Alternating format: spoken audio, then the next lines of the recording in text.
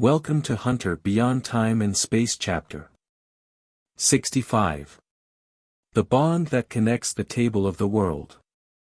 This time, the girl did not wear a formal suit, but something more casual. The other party wore a loose white sweater, a long pleated skirt, and a pair of small leather shoes. As she sat there, Qin Chen could still see the white socks wrapped around her slender legs. Perhaps it was because she changed her usual attire. Kwonin Kamishiro was no longer restless, but rather looked calmly at Qin Chen. Her large eyes seemed to speak as she carefully examined the young man. Qin Chen sat across from her, separated by an iron table.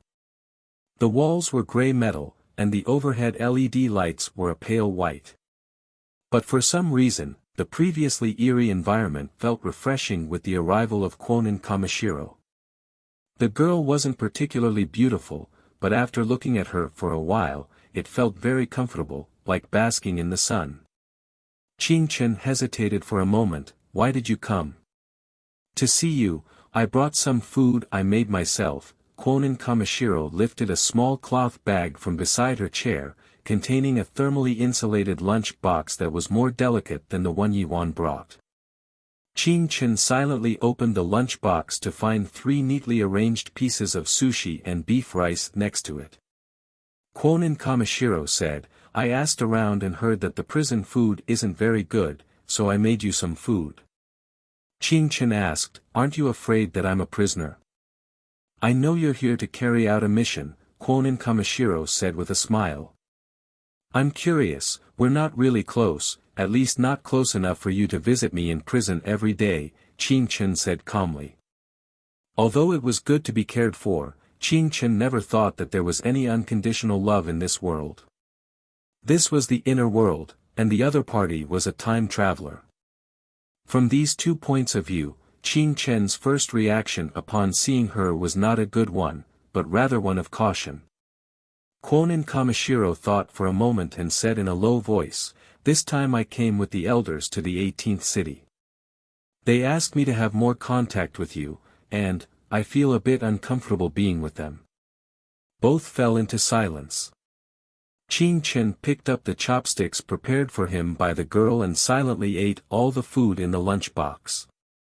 It had to be said that the girl's cooking was very good. Then, the two fell into silence once again. During that time, Kwonin Kamishiro never took her eyes off of Qin Chen, until the 30-minute visitation time ended. Even Qin Chen, who did not panic in the face of such a big commotion last night, was a bit restless now. At this moment, Camillo Kyuan murmured softly again, as with other people from the other world, he might be rough and barbaric. "What did you say?" Kei-chin asked in confusion. "Nothing, it's just a language that only our family understands," Camillo Kyuan laughed and stood up. Then, Kichin-kun, until next time. The girls seemed to be accustomed to their silence, the game of speaking in a language that others couldn't understand and showing her own secrets, which made the other party enjoy it. At the same time, Lin Xiaoxiao, who was sitting in the reading area and feeling bored, was lamenting that the prison seemed to have lost some fun since boss Qin Chen had to hide his identity. If he wanted to chat with Qin Chen, everyone had to pretend to be indifferent. He wanted to chat with Yuan, but her mother's personality made it impossible. This made Lin Xiaoxiao feel lonely. As for Guohuchan, he just wanted this bald guy to stay away from him. Just then, the alloy gate next to the square slowly lifted, and 2 mechanical prison guards escorted Lu Dezhu back to the square. "Oh my God!" Lin Xiaoxiao slapped his forehead, feeling like he forgot something. According to the prison's punishment rules, today was the day Lu Dezhu ended his solitary confinement. But the problem was that Lu Dezhu couldn't come back because Lin Xiaoxiao knew he couldn't let this guy see Qin Chen's face. "Boss, this guy can't be released," he said to Li Shutong. Li Shutong's gaze lifted from the chessboard and replied, "Then lock him up again and deal with it tonight." As soon as he finished speaking, the two mechanical prison guards directly took Lu Dezhu back outside the alloy gate and headed towards the solitary confinement room.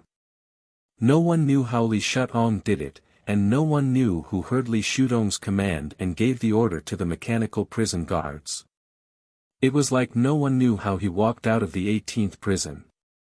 At this moment, Lu Dezhu's feet were lifted off the ground by the mechanical prison guard frame, and he roared, "Wait, wasn't I supposed to be sent back to the square?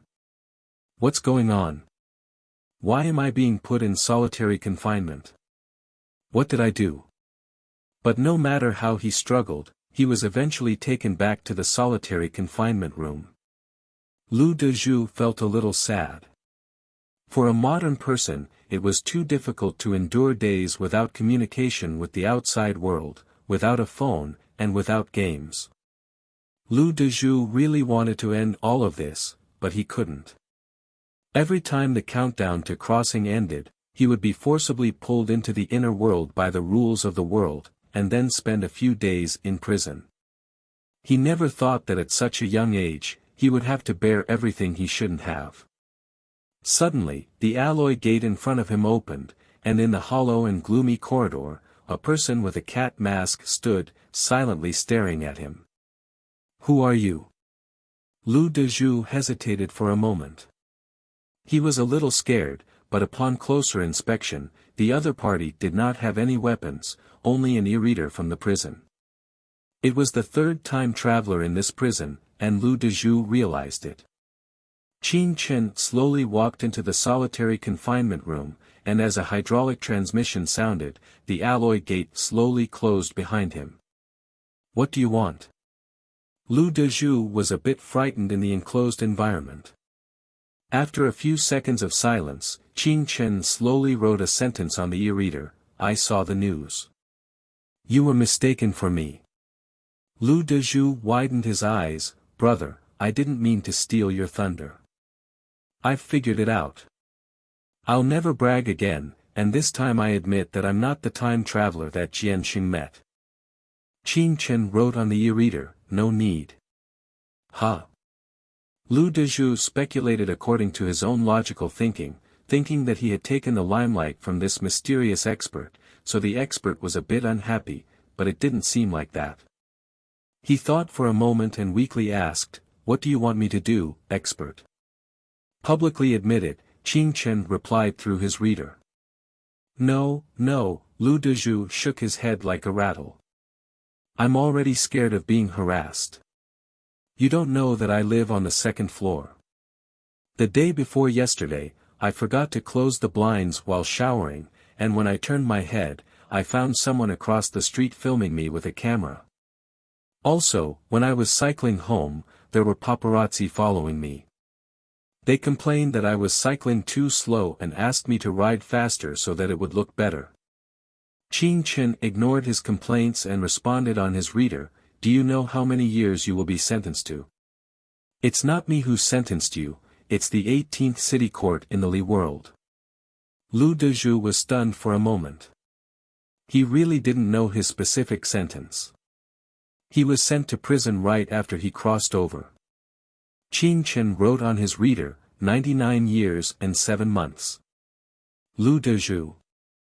Qin Chen explained, "According to the news, you have committed robbery, theft, smuggling, drug trafficking, attempted murder, and will receive cumulative punishment for these crimes." "What the F***ck?